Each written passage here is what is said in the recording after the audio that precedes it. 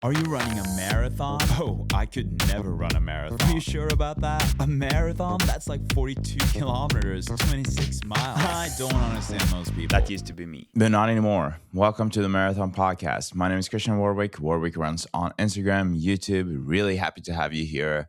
Thank you so much for tuning back into the Marathon Podcast if you've been here before. If you're new to the podcast, welcome. I hope that this will be your go-to podcast for everything running, whether it is to be inspired, motivated, or to just learn new things. Today's episode, I think, goes under the category of being inspired.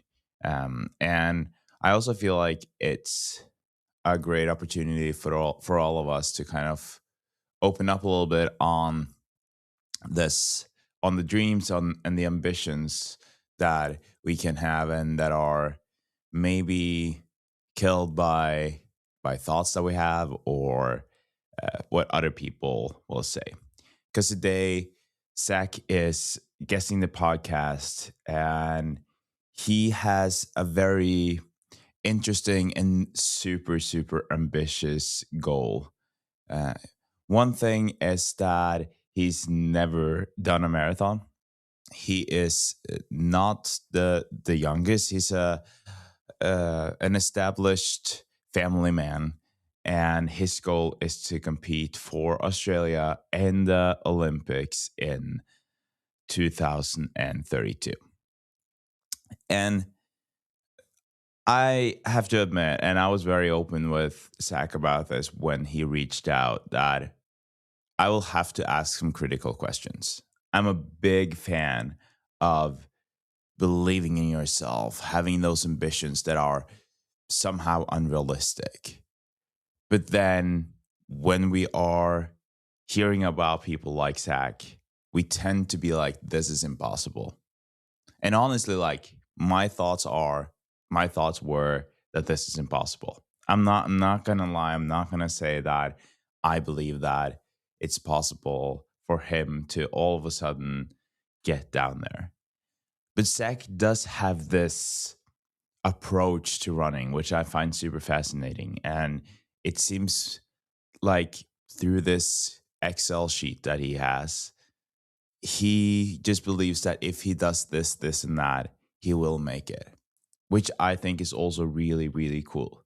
Because I can also relate to this with a lot of the things that I've done in my life, where I'm sure people felt and thought the same things that I felt when I entered my conversation with Zak, where people are like, that's impossible. It's not possible to make a living doing like taking photos and making films.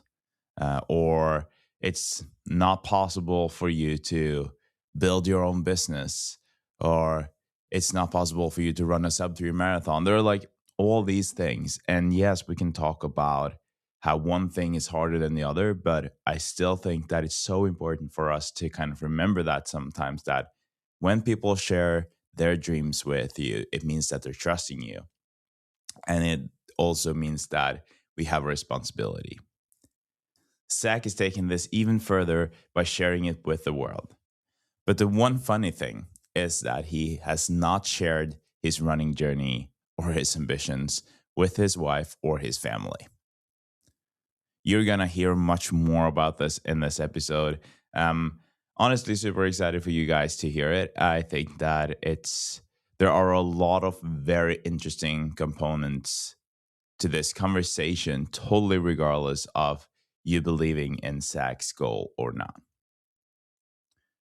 Just quickly before we jump into the conversation with Zak, I would love to kind of share a little bit about how things are going with me. I mean, I've had a few weeks of not feeling great, and turns out that, like, if you listen to the last episode, it comes down to some low vitamins, or a little bit low on magnesium, iron, and my hemoglobin values, red blood cells, are a bit low. So I'm trying to get even better at my diet. And the biggest change, for those of you who didn't listen to the last episode, is actually that I'm not drinking coffee within 2 hours after having a meal or taking the supplements, because coffee apparently tends to prevent the body from absorbing the iron in the way that it should. So that's something that I'm now kind of changing, and I'm starting to feel better and better. And then a lot of people have asked me about how John's approach to running and training is and coaching. And I think that this is a great example. So now we had 3 weeks of less running. So the first 2 weeks, I still had like a decent amount of running, not a lot, but like a decent amount. And then there was a week of almost nothing last week. Very few days of running, a lot of busy days at work. So I got to be active, but not actually running. And it was because my body was really just telling me to take it easy, take it chill, and rest. And then when I chatted with John on Monday, he was like, okay, good, we're back on track, but I don't want you to do more than like 8K runs, 8 to 12K runs this week. At the end of the week, if you're feeling really good, you can push it up to 14. And then we're also doing like 2 to 3 days of running and then a rest day. And I think that this is maybe one of the things that makes me trust John even more, that we're not really pushing it when the body has been this way. Although the body is telling me that I'm back, he's still being very cautious with this. And it's easy to get stressed out when we know that Boston is just a few weeks away. But I really do appreciate John's approach to this. And it does stress me out a little bit as well that I haven't been able to run the way I want to and the way we wanted to. But I feel like I've been able to put in so much good work since November that I trust that that is going to help me, and that hopefully I'll be back to normal running in just a few days now. And that next week will be more like a normal training week. So that's kind of it from me. I've also been so busy with work lately. I want to apologize for not being able to really post reels and post things on the Instagram. It's getting a little difficult to combine this. Like the last week, I've been on a shoot 5 out of 7 days. And some of those shoots have been from 7 a.m. to 2 a.m. And so that makes it a bit harder to be as or prioritize the podcast as much. But one thing that I'm always trying to prioritize is getting these episodes out. And if you want to help me out a little bit to kind of just make it easier for me to prioritize the podcast by hopefully making this a source of income as well, I would love for you to, first of all, give this podcast a review and subscribe to the YouTube channel. That would really help me. But also, if you feel like it, head over to Strava, use the discount code Kristian. That is helping me a little bit, and hopefully also helping you. And yeah, if you want to use any of the codes down below, and you can also buy the marathon hat if you feel like buying that. And for those of you listening now, I was just showing the hat in the background here. And with that, I think that we should jump to the conversation with Zak. I hope that you will keep an open mind to the things that Zak is talking about. I understand that you might feel like this is impossible, but I hope that we can just encourage him rather than doing anything else. Like, because regardless of where Zak ends up, there's a big chance that he'll be faster than most of us if he continues to work and chases this goal. Zak, welcome to the Marathon Podcast. Thanks for having me. Pretty keen to have a chat. Yeah, I'm very, very curious to hear more about your story because as of right now, I don't know that much about your background. I just know that you have a very ambitious goal. So before we dive into everything that you've done, why don't you kind of share what it is that you are currently aiming at and what your very vocal goal is? So I am very unrealistically aiming to get to the Brisbane 2032 Olympics. So I have very little running experience. So I was a cyclist and I went to triathlon, and then now I'm in running and basically going full tilt. Got to see, just how far I can take it. Awesome. That's where we are. That's what this conversation is going to be about, like your journey, obviously what you've done, but also that goal. And I told you when we started chatting, cuz we like I saw your YouTube channel and you're obviously vocal about this goal, which I think is really cool. I just told you as well that I am such a big fan of those very ambitious goals. I don't like when people tell you that things are not possible. So I will never be the one telling you that. But throughout this conversation, when you're explaining this, I'm going to also ask you some of those critical questions that I told you. But before we do, like now you are aiming at the Olympics, which is super cool. And it's obviously, like you said, an unrealistic goal. And you mentioned a little bit of your past as a cyclist, triathlons. Why don't you share a little bit about who you are and where you're from? Yep. So I am, well, at the moment, I'm just your average everyday, uh, I'll be 30 this year. So I'm your average 30-year-old working a full-time job, got a young family, got a 5-year-old. But I started in sport probably when I was 18. I've got really into cycling, and I was training probably the first couple, when you start uni, try something new. And so I got into cycling and I trained for a couple of years. I ended up taking, so it was a 3-year degree. I took it in four. I took a gap in the middle.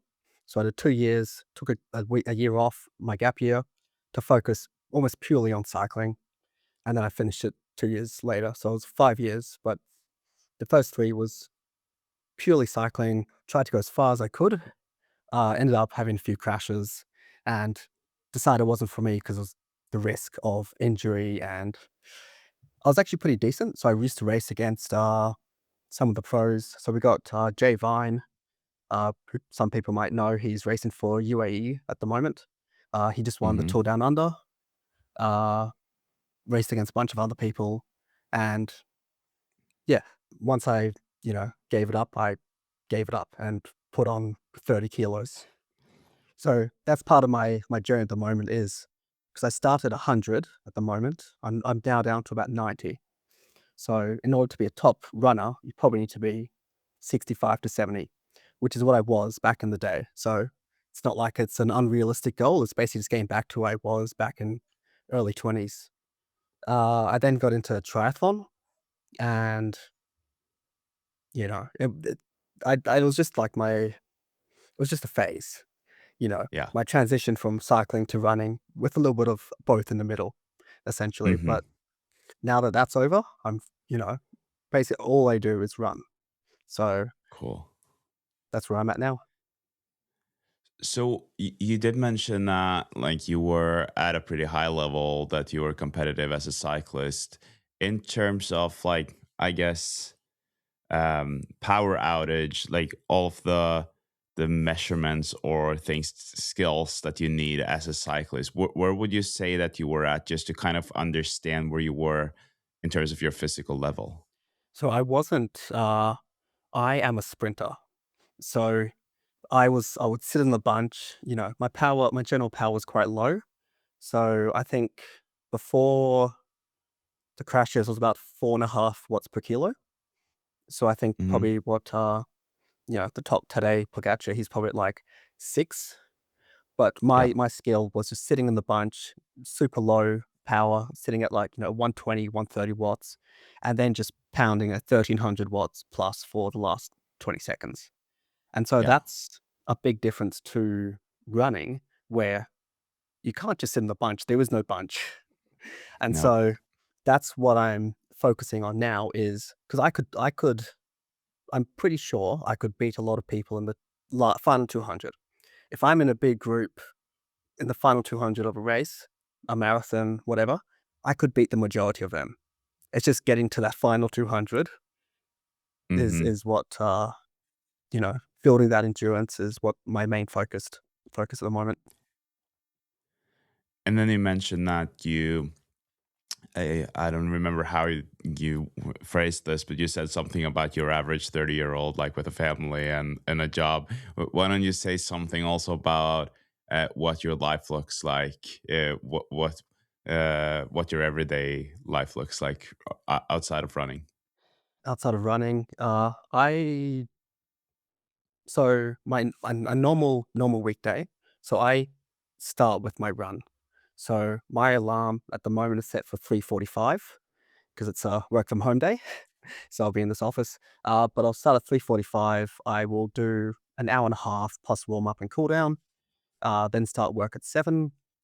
Work from 7 to 3. Pick up my son at 3 o'clock, and then go to he's in bed at the moment. It's about 5:30 in the evening here Hmm. in Australia, and so he's doing his bedtime, and then we'll send him to bed, and then I'm in bed not long after, about 7:30, 8 o'clock. But my day is basically run, work, bed, you know, Yeah. and that if I didn't have running, it would none of that would change other than the running part. It would just be wake up, work, look after my son, bed. So it's not like I'm Hmm. sacrificing any social gatherings or anything. It's just trying to fit the running in around my normal everyday life. Yeah. And how much have you been running before? Because you said that you were a cyclist, and then obviously with triathlons you will do some running. But how much running experience did you have before you set yourself this goal? Not a lot. So I did triathlon for probably 5 years, well, on and off. But probably my biggest week would have been 5 hours of running. I'll do maybe Hmm. 12, 13 hours of training total.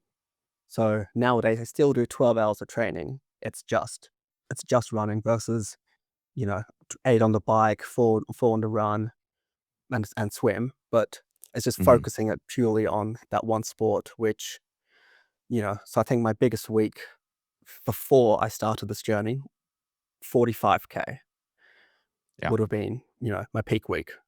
Whereas now I think I did 108 last week. Yeah. So big jump.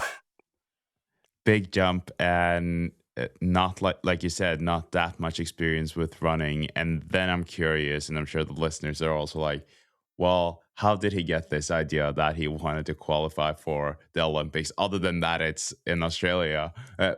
What made you kind of come up with this idea that, oh, I'm gonna aim for the Olympics? So I always wanted to be in some form a professional athlete. Now, for the running, I would never be a professional athlete. I've just got that one goal. I want to do that one race. I don't plan on making any money from running. That's just I want to be there. I want to do it, experience it. But from a young age, when I started cycling, I went from a novice to racing against some of these pros within 3 years. It was 2 years of a little bit here and there, 3 4 hours a week. It was only really that final third year that I went all in, and I went from a not quite beginner, but a low level, an amateur to racing against these top guys. And so I believe I've got some sort of endurance aspect to my genetics. I think I'm just really good at getting good, getting better in that endurance side. And I actually did so I go by No to Pro Marathon Runner on YouTube. Back 2020, in 2021, when Jay Vine got his pro contract, I started a Hmm. YouTube channel about doing this as a triathlete.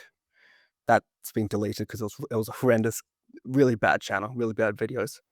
But I've always wanted to do something on that sort of level. Now, doing the three sports at once. So that was also the year my son was born. So I started the channel in January. He was born in Feb.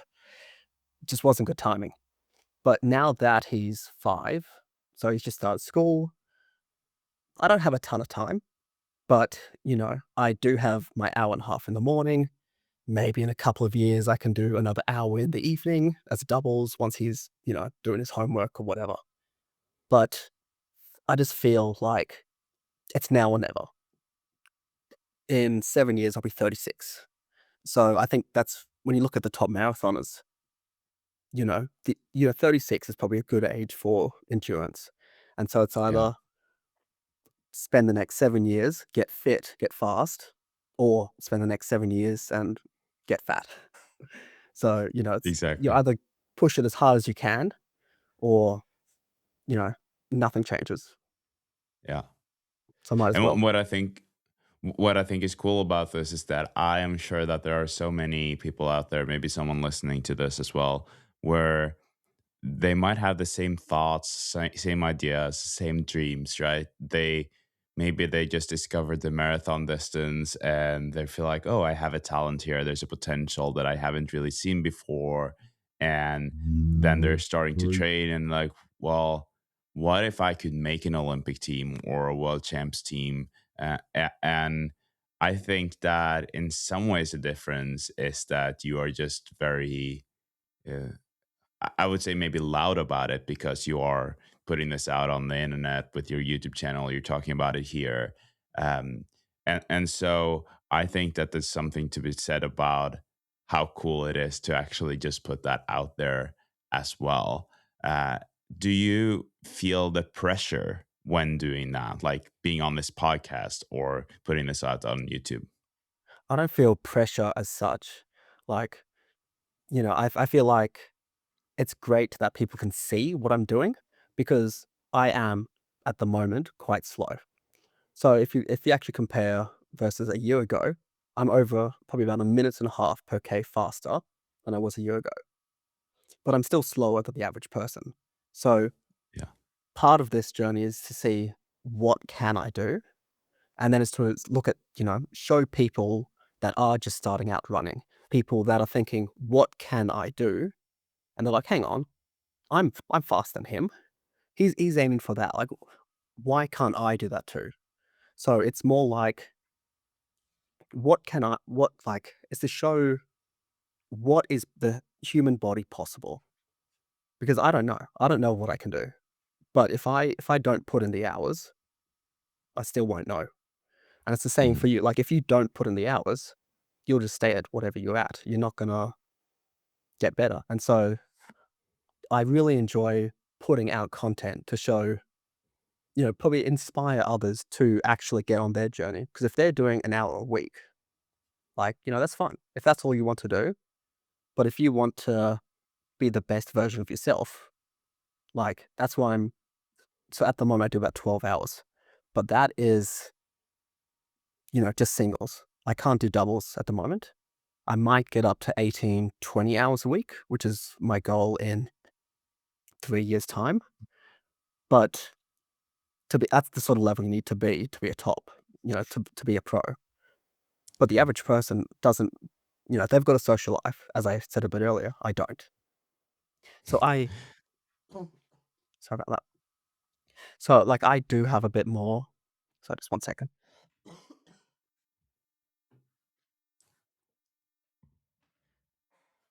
So I'm just still recovering from illness from my son's You're school. good. But Yeah. there's only like I want to show what you can do if you got 10 hours a week of training or 12 hours of training. And then maybe someone that's better, more talented, if they do 6, 7, 8, if they want to do a sub 3, like they might not be aiming for that until they see that, oh, someone that's so much slower than me is doing 12 hours. And so, Exactly. I do get a few trolls, but as to be expected. But and they're also Australian, so we kind of joke on others anyway. So, Mhm. but I just want to show what if I can do it, I'm sure you can do it better.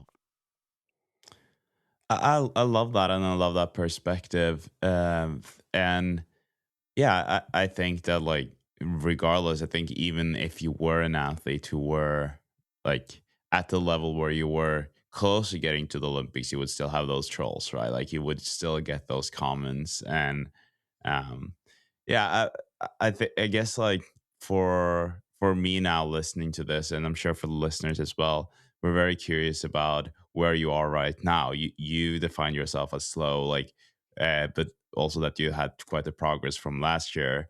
Uh, have you done any marathons, and or have you been testing yourself so you kind of know where you are at right now? So all my running is so I use power as my main metric, power and time. And so my first marathon is in on the 12th of April. So when I first started, you get all these Strava, all the Garmin, all the projected finish times. So my projected finish then was about 5.5 hours. Currently it's 3:50. So an hour and a half fast over a year. But so I've done a few half distance races. Back in October, I did one at it was a 2:14. So it was basically the same as what I did when I used to do triathlon. I then did one in November, and it was a 1:59. And I was supposed to do one a few weeks ago, but I've got an Achilles niggle at the moment, and I've been doing about 1,000 calf races a day just to keep it up. So actually, I haven't been able to run much this week just to because of that. But I was supposed to do a race on the 8th of Feb, and that was going to be a half. And I think I was expecting to do about 150, 145 for that half. So I, I'm still, I think I'm 8 weeks out from my marathon. But, even if you compare October, when I did or even November to now, 10, 15 minutes faster over the half distance times two, probably half an hour faster versus where I was in November. Hmm. And so I track everything with power. So obviously running power is not the same as cycling power, but the power that I use, so I use Stride, which is very, very close. It's the difference between running like Stride and cycling power, very little difference. And so it's very good, easy to compare, what I did 6 months ago, 12 months ago versus now. And so I think I'm about 100 watts faster. I'm 10 kilos lighter. And I track everything on an Excel sheet. So I've got, all the important metrics. I've got all the graphs. I've got a bunch of everything showing the trend, and it's all looking positive. Yeah. Okay, we're gonna get back to that because I'm more curious about that as well. But the first thing that kind of strikes me when we're talking about this is actually my fiance told me the other day about this place you can go to if you have an Olympic dream. You can go somewhere and they will do a lot of tests on you, and they will tell you what sport you have the most potential to actually do. So, like now with the Winter Olympics, you have like. Uh, Bobsleds, you have the skeleton. Is that what it's called? The luge, like the things where you are, uh, or curling, maybe things that are not really that. It's not as technical as you might think it is. It's still technical, but at least you have a potential to join there. We do see like some of the sprinters from track and field starting to do some of the winter sports just because they're very explosive. And they are then testing themselves, and based on that, they will kind of make this Olympic dream or come up with this Olympic dream. Uh, when you're talking now, it seems like you haven't really done this marathon yet. So I'm curious, how did you choose that? Oh, it's the marathon that I'm gonna choose to as my sport for this Olympic dream. So probably about 2 years ago, I moved out to the regions. So I used to live in Canberra, which is the capital of Australia, and we lived in a tiny two-bed apartment. So we moved out because my son was a bit noisy and the downstairs neighbors didn't like it. So we bought a house to get a yard, to get some space, to have a dog, have a life. Hmm. When I moved out, so I was doing triathlon then, and I just finished my first, half Ironman, 70.3. But when I moved out here, there's barely any footpaths. Road cycling infrastructure is horrendous. You're stuck on the trainer. So I spent the first year just cycling on the indoor trainer. Like, okay, you increase your power, great. But like, I'm not going to run outside. I don't trust the cars. So basically, the only outdoor exercise I was doing was running. And doing triathlon, you do all three disciplines. And I'm cheap, so I don't like spending too much money. Pool entry is like $8 per time. So if you're going twice a week, that's $16 a week. And it's like, fine, what can I do that's a little bit better? And so I was just doing running, or that was mostly what I was doing. And then I got to, so I said I was going to be 30 very soon. And I think November of 24, I decided I want to do a marathon before I'm 30. And then when I started in Jan, so I started in Jan, but it was really Feb when I got really into it, because that was when we swapped daycare, because I was still taking him an hour into daycare in Canberra. So, So so we was live. this last year? So then, yeah, 2025 was when I Yeah. really. So we moved out here November 23. It was then a year until I really decided I wanted to do a marathon, and then it was Feb of 25 where I was like, you know what, I'm I'm really enjoying this running. Let's see what I can do. And so that's when I was like, let's go as far and hard as we can. I haven't really done, like, I did all the sports you do as a kid. I did soccer, I did softball, I did tennis, but it's really what I found is it's the endurance stuff that I enjoy. So I enjoyed cycling. The only reason I gave up is because of crashes, and I got hit by a car on my I think it was 23rd birthday. I was out for a ride in the evening, came back, got hit by a taxi. I've Oof. crashed. I broke my wrist. I've, I was. It was just the. I would still be cycling if it wasn't for the injury side. Hmm. And so running is, I feel, is almost the same as that. It's the endurance. It's all about the heart. It's all about the legs. It's just a little bit different, Yeah. but generally it's the same thing. So, and I enjoy those long events. So, when you're cycling, you're doing 150K. Yes, you're going 30K an hour, maybe even 40. So it's 3 to 4 hours. Whereas, marathon, I'm going to be slow at 4 hours. So like a 2 hour race, that is my bread and butter. Like that is, you do a criterium, it's an hour plus 2 or 3 laps. So that's the sort of time, 1 to 2 hours is really where, like, that's what I'm used to. And so that's what I'm kind of targeting. And, to get a marathon down to 2:10 or 2:15, that's kind of in the same sort of ballpark, I feel. And so, all the other sports, when you're doing any, I feel like it's not worth, this is a hot take, but like, I don't enjoy like 5K runs, like 5K races, because it's just too short. It's like you do a warm up and then you're running for 15, 20, 25 minutes and then you're done.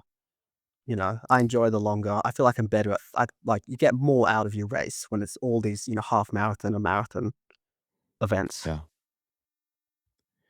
And I agree with you on that. Like personally, I also really enjoy the longer distances. I am curious to try more of the shorter distances just because it would be more fun. And I come from a sport where long distance was kind of those like 12, 13 minutes because of 10K and speed skating, which is the sport I come from, was like the longest distance you can do.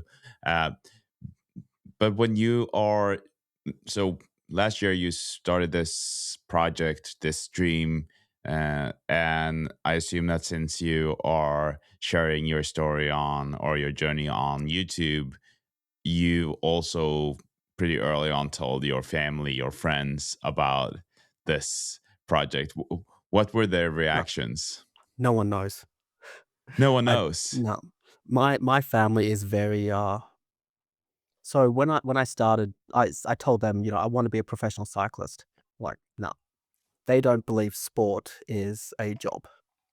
So my family is very active. My dad goes for long rides. He used to play volleyball. He used to do all this sort of stuff, but they don't see it as a job, which is, fine. So I got pushed very early into, so I'm an accountant, very, you know, very normal office job.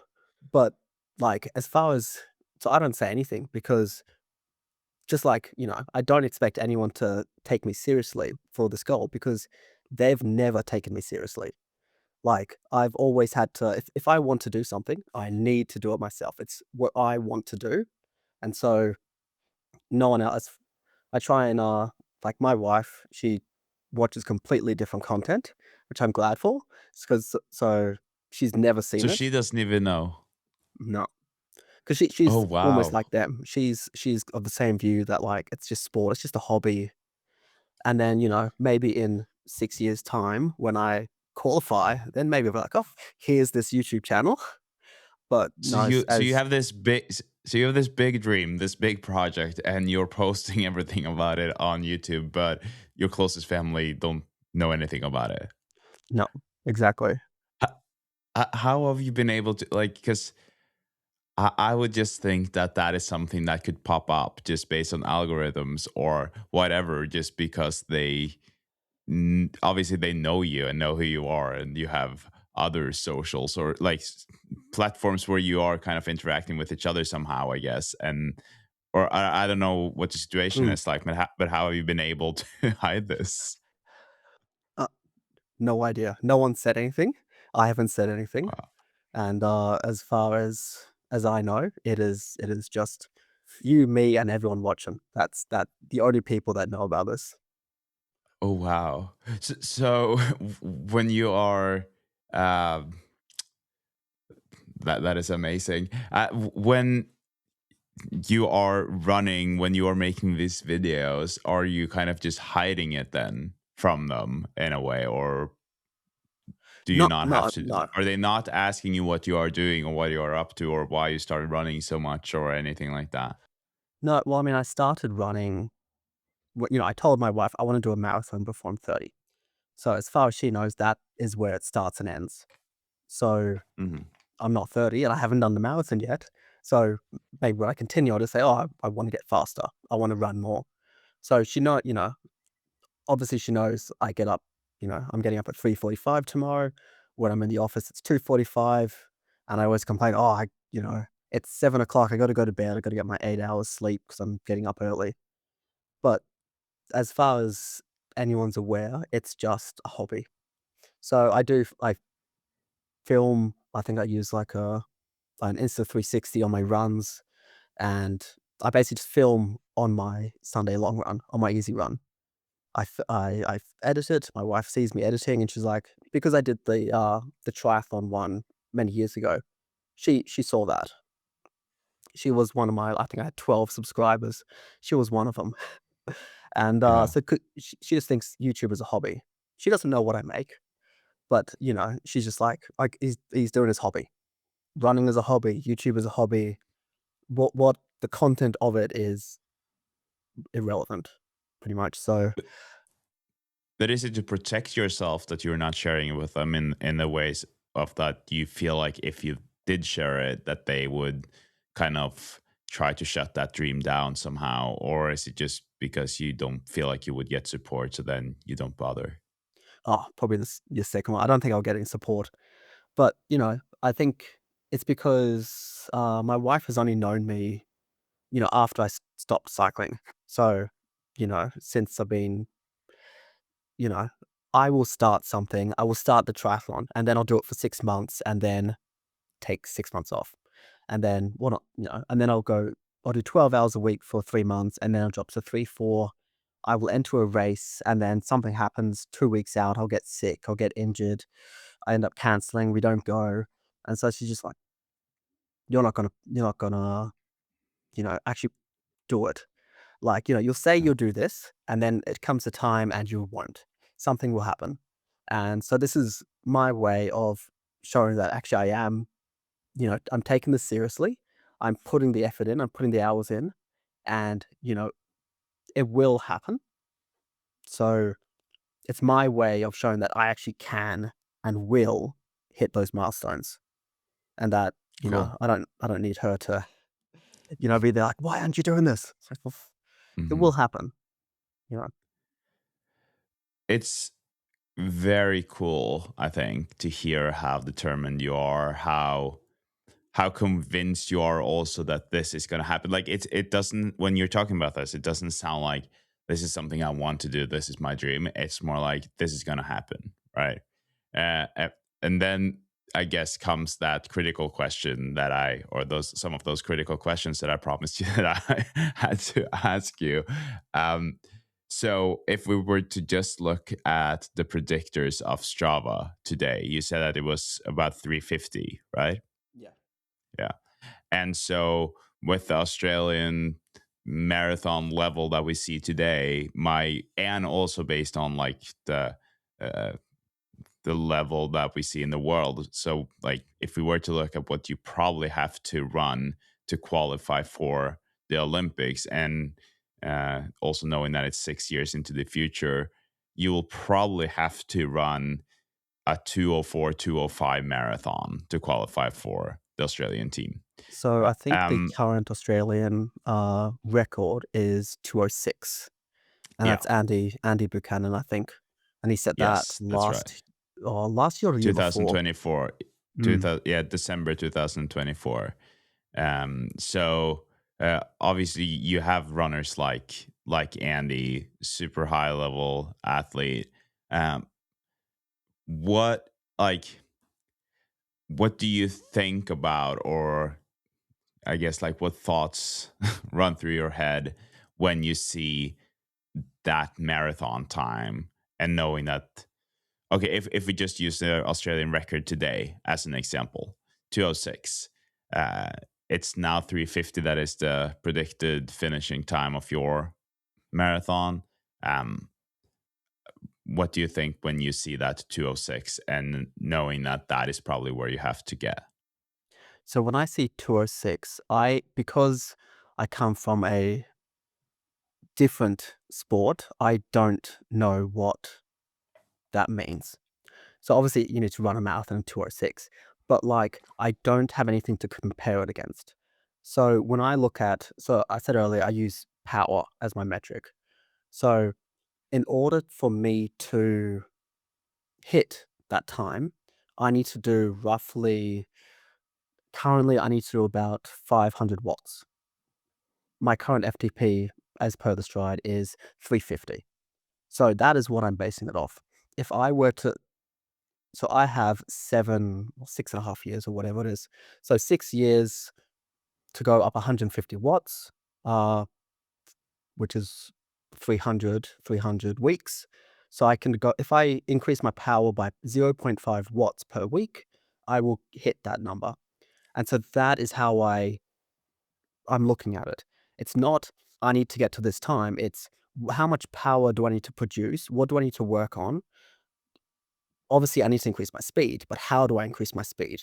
What sort of metrics do I need to increase? Should I be focusing on cadence, on stride length, on just general power? Do I need to work on my aerobic ability? Do I need to do more, uh, just general base miles?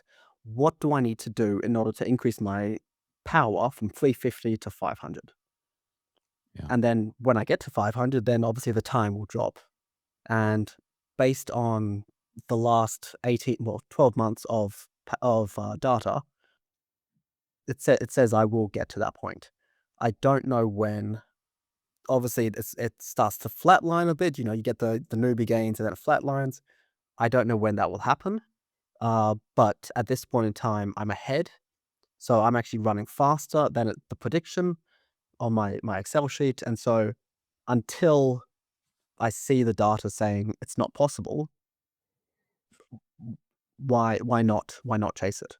Why not continue to, do what works? Yeah, I think that like this mentality is something that we all can learn from, of like not really comparing ourselves to a time or a person or someone else, but just be like, this is what the metrics that I want to improve on. This is how much I want to improve.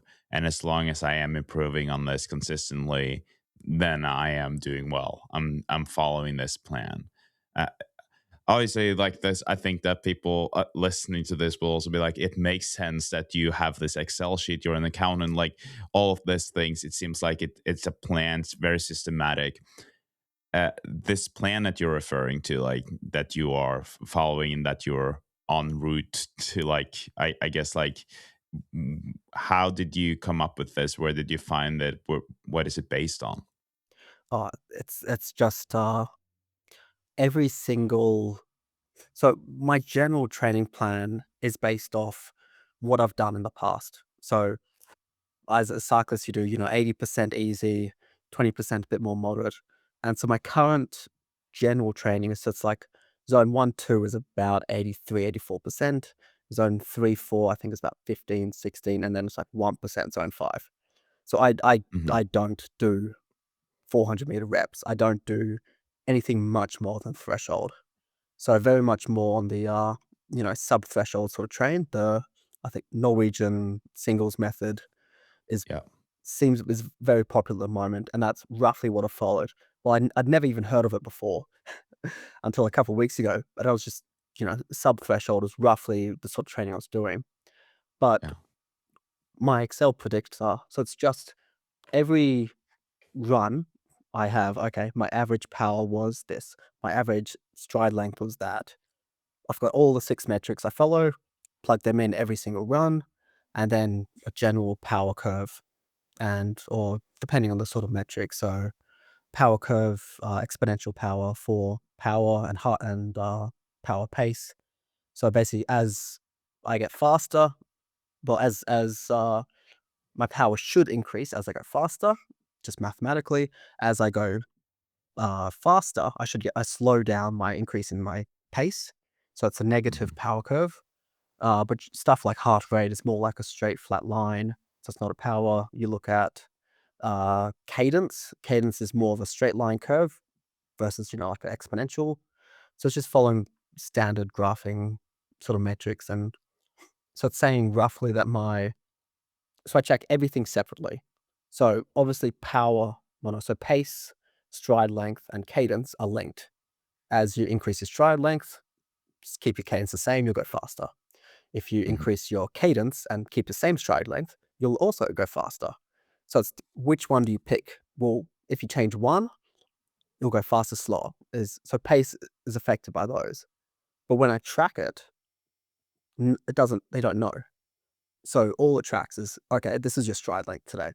This is your cadence today, and so it will generate a curve based on the specific metric for each run. And so that's how. So I'm tracking all of them independently, but all of them are also pointing to the same sort of result. It's really interesting, and I like coming from the sport, like coming from speed skating, we did use power much more, especially on the bike, because we spent so much time on the bike, right? Like I would go out for a bike ride, and my heart rate would obviously be an important metric for me because I used that a lot as well. But I generally knew that okay, for an easy ride, I can do, like, I have a 220 average or whatever, and I knew that the intensity was right. But with like this podcast, I've had now more than 100 in-depth conversations about running, right? Mm. And you are the first one that I've talked to. It's like talking about the power in this way and this kind of data. Most people will either I think the most common answer when I'm asking about intensity control or how they're kind of controlling whether it's their easy runs or even maybe their threshold, it's kind of like I've run by feel, right? And then more and more people have started using lactate testing, so they have more of that. Mm. And so, in a lot, or not in a lot of ways, in every way, I would say that your approach is very unique.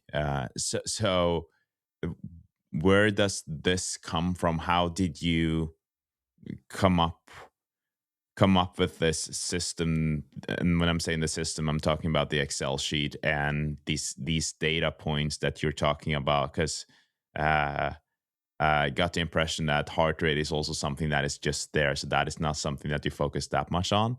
And so you're kind of like throwing that one thing that a lot of people would use, and then it doesn't seem like feeling is that much a part of this at all.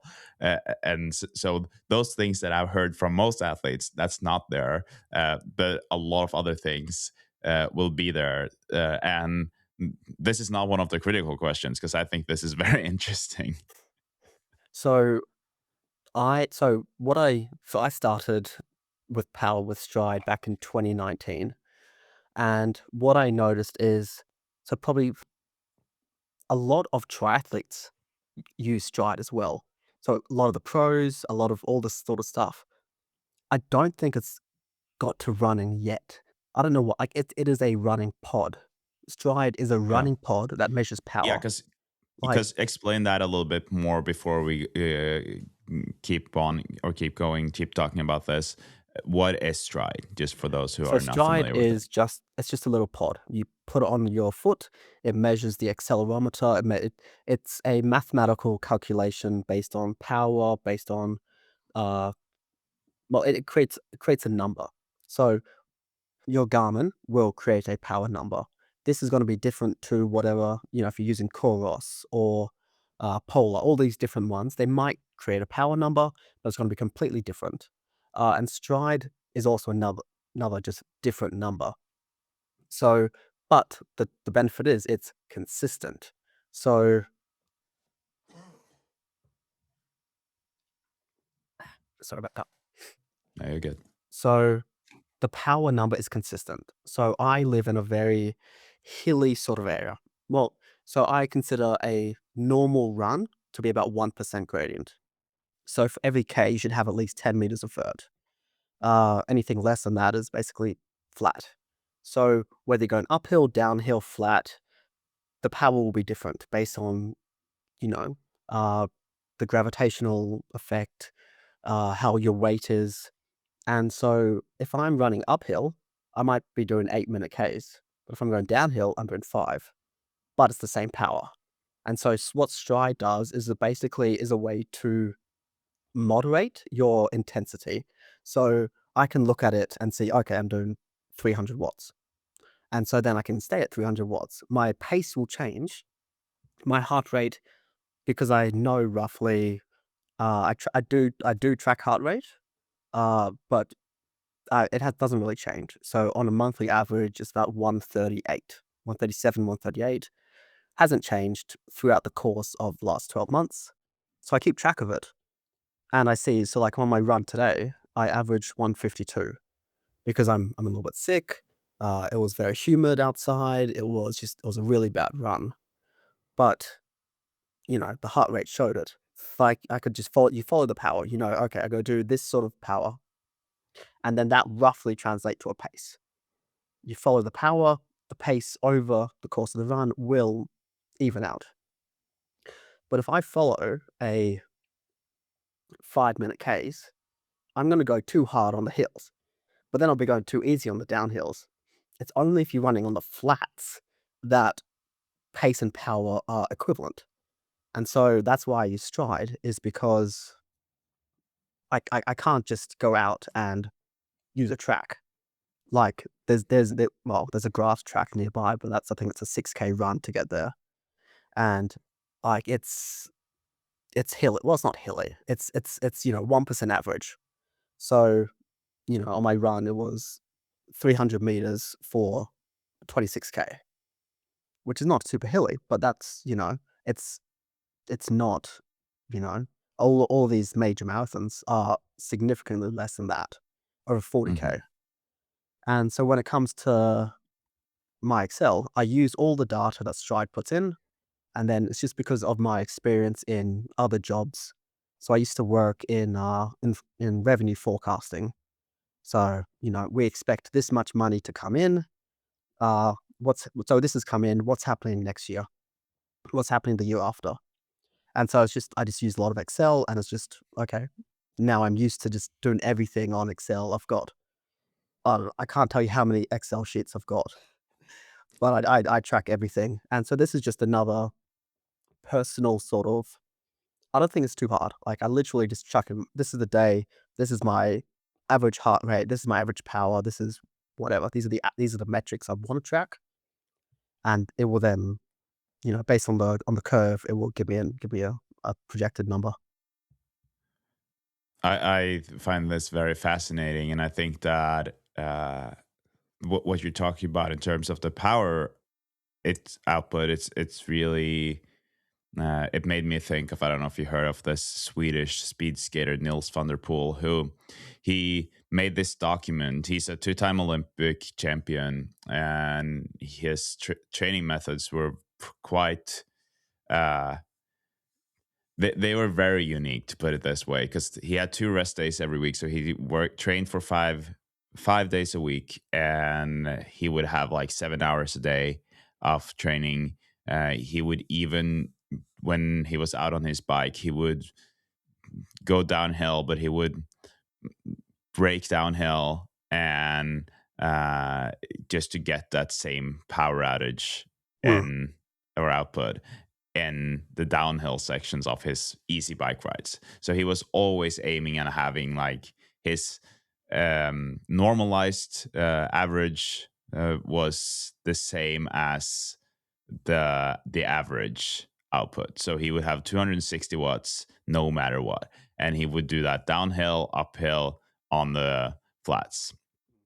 And so in a lot of ways, when you're explaining this, I hear there are similarities to this as well, especially in terms of using power.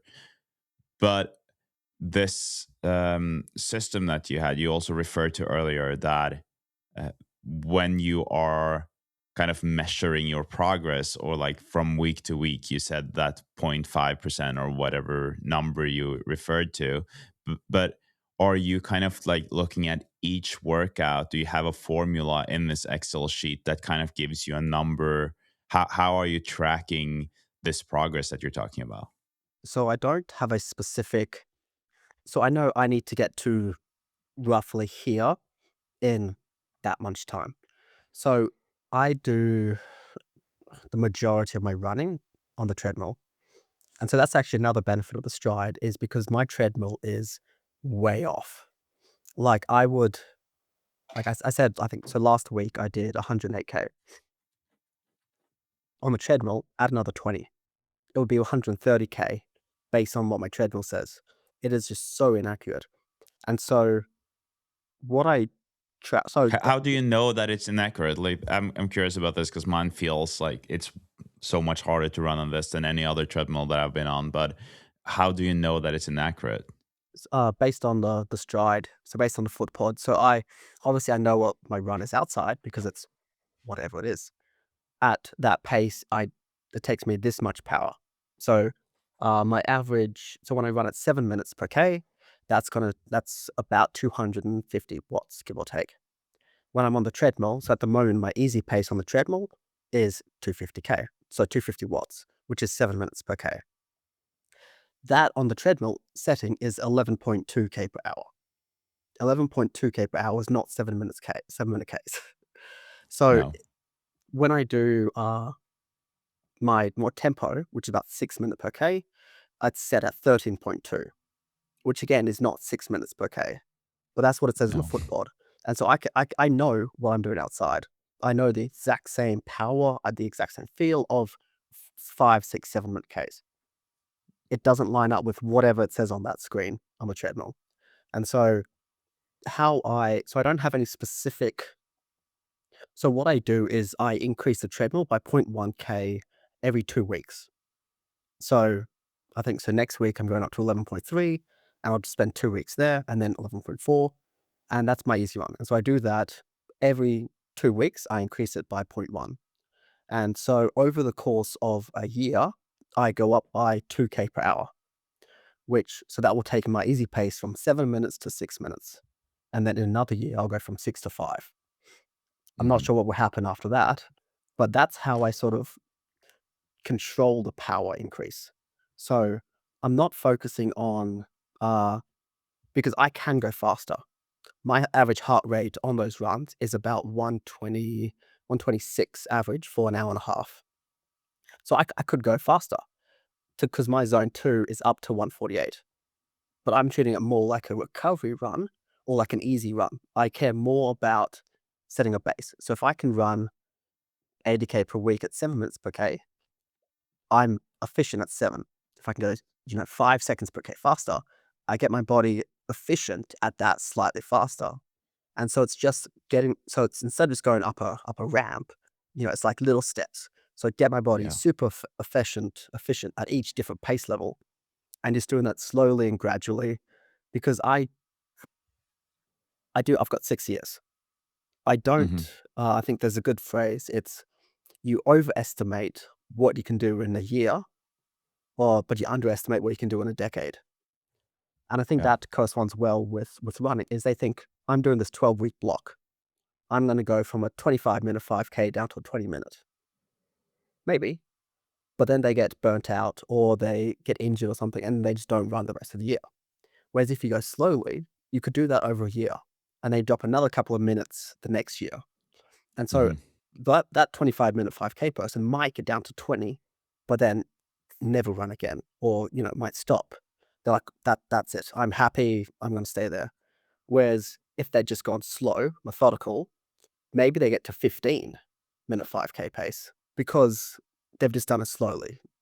They haven't focused on what's going to happen in 12 weeks. They've looked at, okay, what am I going to do this year, next year, the next 6 years? And so I haven't fully planned out the next 6 years. I roughly know what sort of training I want to do until, all the way out. Yeah. One of the things that that I'm thinking about when we are chatting is that I remember some of the best coaches that I've talked to or had myself. They are usually saying that there are kind of a couple of things that will determine your success or your progress. One thing is like having fun, which it definitely seems like you are having, and also really believing in what you're doing. So it's much better to have a plan that is mediocre, but really, really believing in it, Mm. compared to having a plan that is great that you don't believe in at all.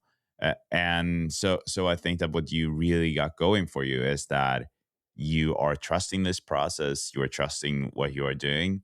Um, and then comes this, like, at some point in here, uh, I guess a lot of people would say, and I would maybe also think that you could benefit from having a coach at some point on this journey throughout this. Like, if we think 3 or 4 years into the future, when you are, if you are to reach this Olympic dream, I would assume that in a couple of years you would still have to run a certain time, right? Like, you will have to get to a place where your baseline is pretty good and where your prediction is much better than the 350 that you have today. Mm. Is there, like, at any point here where you think that when I get to this point, I'll have to start talking to someone, or talking to someone, that sounds like therapy. I meant more like having someone helping you out, getting a coach. So at this point, no. Like I don't know. I might, we'll see what happens. But I have had a coach in the past. I mean, he was a triathlon coach, but I maybe it's just because I was more starting out, but I did get injured. I got plantar fasciitis, I got shin splints, I had a bunch of injuries. Whereas so at the moment I do have an Achilles niggle. And so I think I did like 2 proper runs this week. Everything else has just been rubbish. That's the only injuries that I've done every single run in the last year. There was some weeks where I got sick because, changing seasons and winter and all that, but I've never had any injuries other than this one niggle. And so, uh, I'm not gonna say that I know better, but I probably know what my body can do better than, like, these coaches, they've been coaching, I don't know, hundreds of people, and they've got so much experience. But it's I'm look, it has worked for me so far. I don't know, when I get to, let's say I get to 215 in 4 or 5 years, I don't know what is required in order to jog 5 minutes. Maybe at that No. time, I might need something different, Hmm. but I don't know. So at this point, Yeah.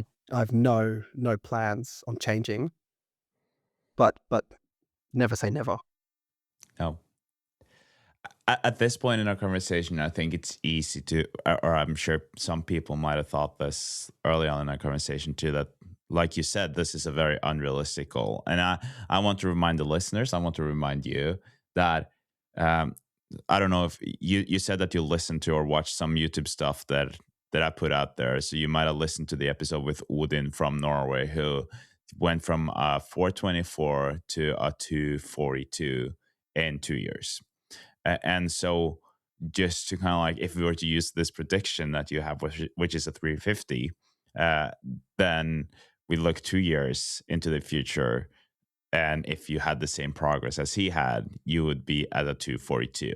And I think that a lot of people would still say that, well, it's a very ambitious goal to have to get to the Olympics, even with a 242. But I think that one of the things that it's so easy to judge those like times that you have and the ambitions that you have based on the predictions that you have today. And so in that way, I just like, I want to encourage you in that way, right? Like you see those people doing that. You have other people too, like Eric Floberg. I don't know if you're following him, but like he's a big name in the running space. He's improved his marathon time a lot since he started running. He's now a 232 marathon, I think it is. And so I definitely think that it's realistic for you to get to a certain level where you are like very fast. And I honestly, like for me, I think that that's something that I hope that the listeners will take away from this, but I also take away that that's my biggest takeaway is that you are aiming for this crazy goal. I hope it's okay that I call it the crazy goal. But regardless of you making it to the Olympics or running a 206 that we kind of referred to earlier, you will most likely get to a place where you are running a very fast marathon, right? Like, and a fast That's marathon, exactly it. So I yeah, don't know what my yeah, limit is. If I say, "You know what, I would like to do a 3-hour marathon," I'm not gonna train like I'm training now. I might do no, 5 hours a week, I might do 6 hours a week, and in about 6 years, I might get to 3 hours. But I'm not gonna train 12 hours a week like I do now. I'm not going to so when my son goes probably in 2, 3 years, when he's a bit older and, I can leave him alone, I'll be doing doubles. Then I think I've done another spreadsheet, and I can probably fit in about 20 to 22 hours a week of running, which at 4-minute per K pace, which is what I want to average over the week when I'm, you know, far easy runs, fast runs, average 4-minute per K in about 6 years' time is what I'm thinking. That's 300K per week. I'm not gonna be doing that if my goal's 3 hours, like sub 3. I don't know what is possible, but I think if you put a limit on yourself or you put a lower goal, I wanna do sub 3, I wanna do 2:45, 2 whatever. If then you will limit your training to whatever is achievable for that goal. Whereas if you say, "I wanna be the best in the world," and you actually train to be the best in the world, you might not make it. I mean, I would be ecstatic to be a sub 2:15, but, like, that 2:15 is a long way from sub 3. yeah. So, you know, yes, I want to put as much as I can, and I believe I could make it, but I need to believe, and, if I fall short, I fall short, but I'm still gonna be a lot closer than if I aim for something more realistic. Yeah, because that is like you read these quotes with which are super cliche, like but something like aim at the stars and then you'll still get far, whatever. I don't remember what it how what it is like, but still, I totally agree with that. Like these ambitions will still get you further than it probably would have if you didn't have these dreams, and that leads me to the question of like if you don't reach this dream of becoming an Olympian or qualifying for the Olympics, what will happen then? Will you be very disappointed, or will you still be happy that you've been pursuing this? I think whether I get there or not, so I am going to be at the Brisbane Games, whether I'm watching it or taking part, I will Hmm. be there. I would obviously prefer to be taking part, but, so the main thing of what I'm doing is to inspire my son, because we had the Sydney Olympics back in 2000, and, I Yeah. mean, I was 4. So and I only moved to Australia in 2000, so I'm a Kiwi. So Hmm. we moved when I was 4, and so I have no recollection of that.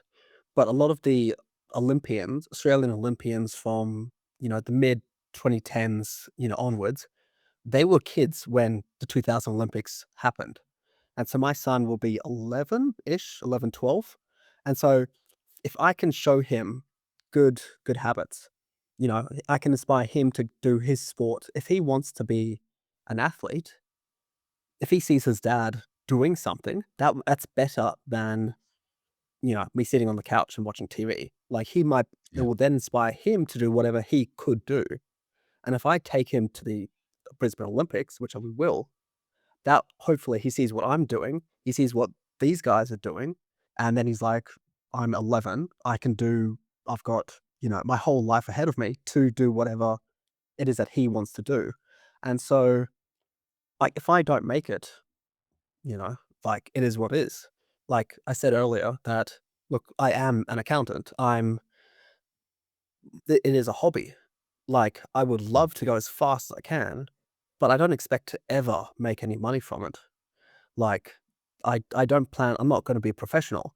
I just wanna do that one race to see what I can do, because I don't know what I can do. No. What is possible? And then, if I could maybe I don't make it, who knows what he can do? If I can get him to Mhm. get into that, then the stars are his limit, really. I love that. I think it's you're setting a great example for your son, and I think that it's like you said. I have this goal. I might make it. I might not. But you are still there. Still a lot of value in what you're doing, and I think that is kind of the point here. And I hope that's also something that the listeners will take away from this conversation. And last question that I have for you is about you said that you're now obviously running like much more than most people are, because that is also something that I think is it's so important with this is that when you talk about your goal, it's easy to like uh, think about this goal as being so ambitious that when you're talking about what you're doing training wise, it kind of drowns a little bit in that dream.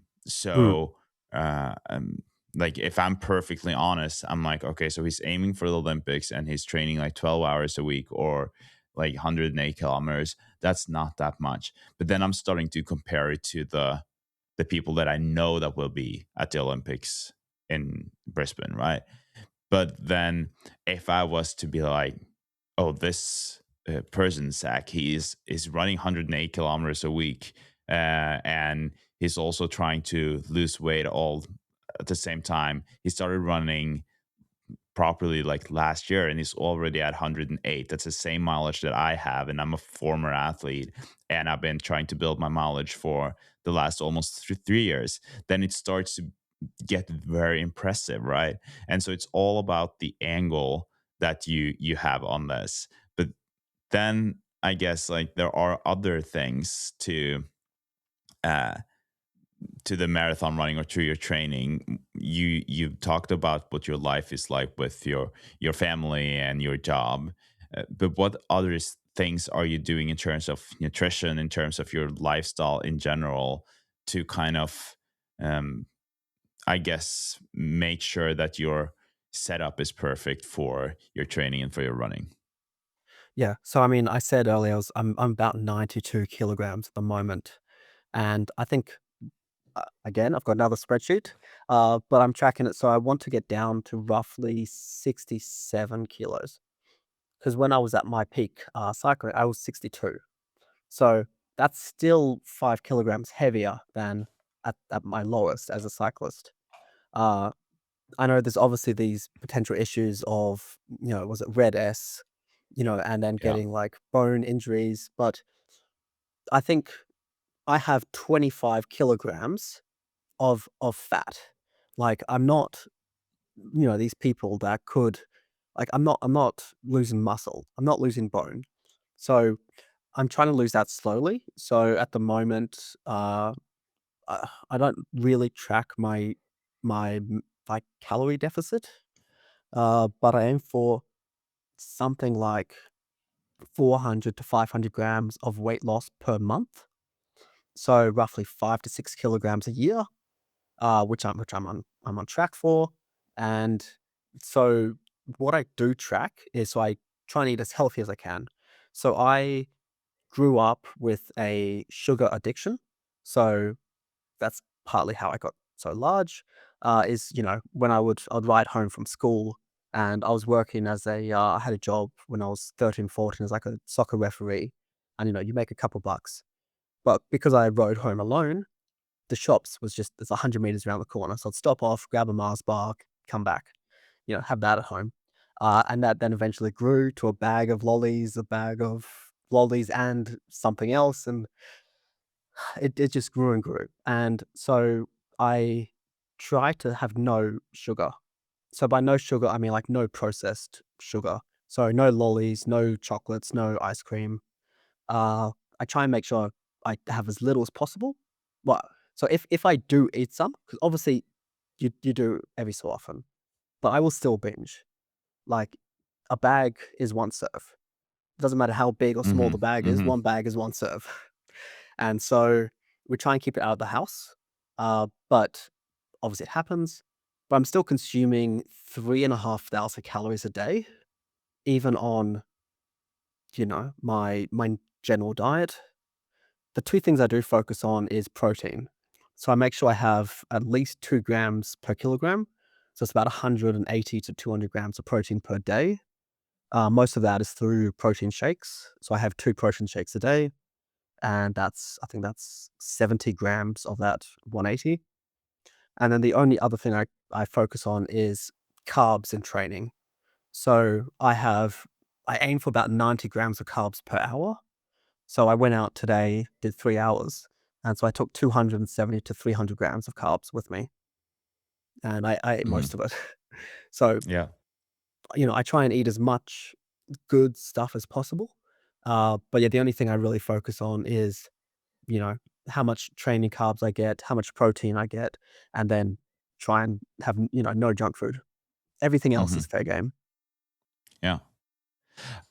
I'm interested or curious when you say that most of the protein that you're getting is from those protein shakes, because obviously protein shakes is like it's a great source to protein, especially after a workout or after a run. But are you not aiming at getting most of your protein from like egg or chicken or just in So your I normal get about diet? 70 grams from the shakes, which is about a third of my protein. I have, when I'm at home, I will have, 2 eggs on toast for breakfast. When I work from home, I will have, a good dinner. But there's only so much you can have at once. So because I Mhm. start training at like 4 a.m. or 3 a.m. if I'm in the office, because it's a 1 hour drive. So I start at my alarm is 2:45 when I work from the office. I don't have time Oh, to eat before my training. Like my alarm's 2:45, I'm on the treadmill at 3, and I'm done at 5. Like, and then I'm out of the door at 5:45. I just don't have wow. time to have a proper meal. So I always have a protein shake. I'm always get at least that in the morning, and then I'll have, peanut butter sandwich or something at work. But Mm. it's really hard to I have a proper dinner. Dinner is always been where I love, I have good protein, good carbs. But yeah, during the day, it's just hard if I don't have a protein shake. I am underfueling. it's just I can't get it any other way, really. Mhm.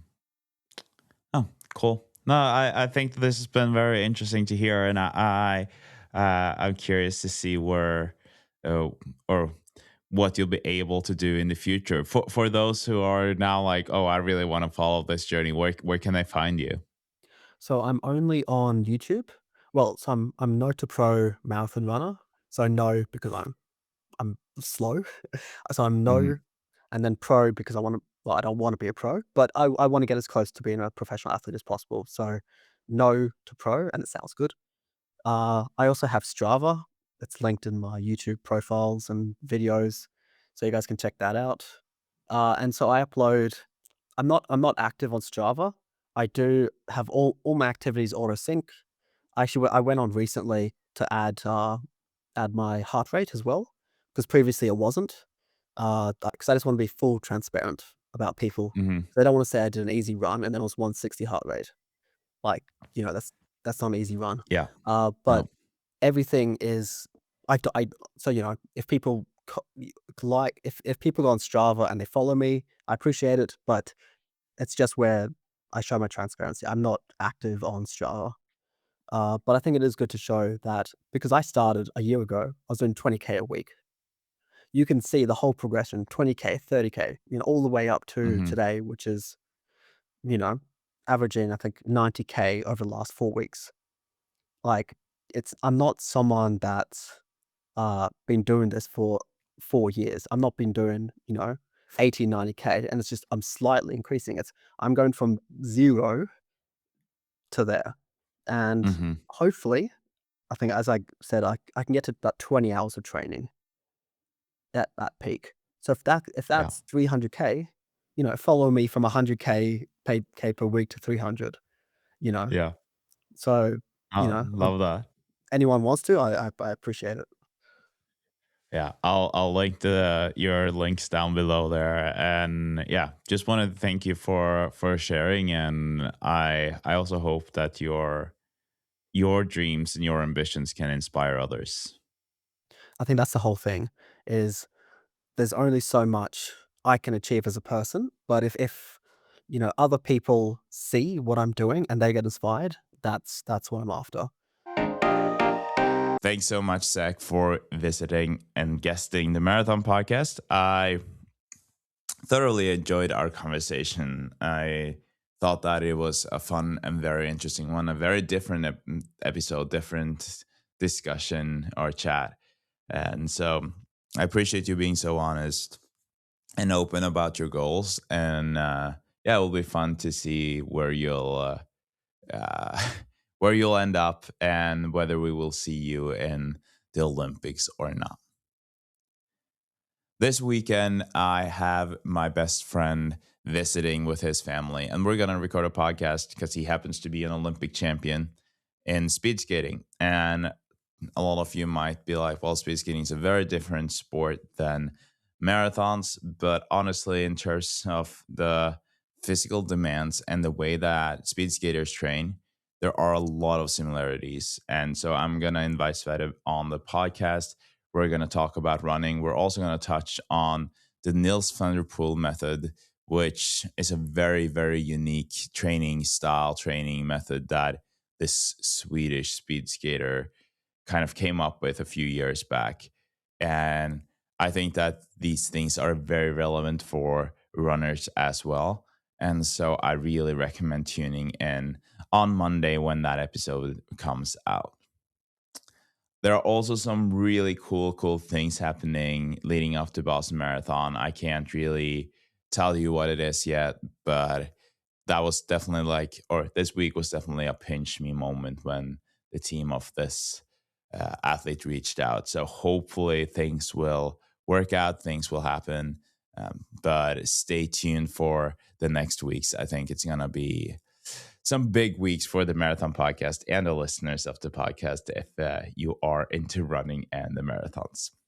And with that, I think that I'll just wish you a good weekend. Thank you so much for listening to the Marathon Podcast. Really appreciate you being here. Have a great run if that's what you're doing, and I'll talk to you in the next one. You listen to the Marathon Podcast, brought to you by Walt Studio and me. Appreciate you.